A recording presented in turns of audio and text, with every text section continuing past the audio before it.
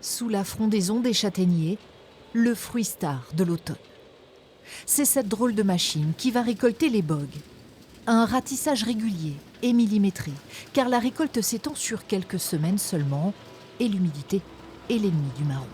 C'est un fruit qui est très fragile, qui s'abîme très vite, donc il faut le ramasser au plus vite. C'est pour ça que là, la machine, elle passe quasiment tous les jours, dès que ça passe pour ramasser les châtaignes qui sont par terre. Sur place, un premier tri est réalisé.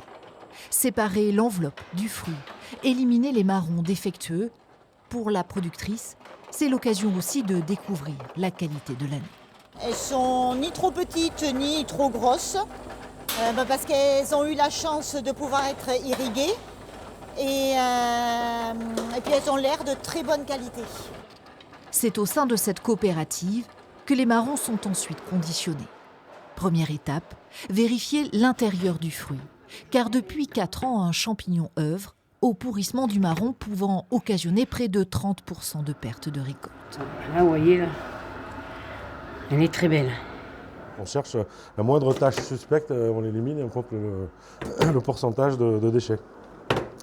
Et donc il faut qu'on soit en dessous de 6% maximum. Donc là on a des fruits qui sont vraiment très, très beaux. Et alors qu'on est déjà bien avancé dans la récolte, donc c'est quand même. Donc je pense que cette année on n'aura pas de soucis.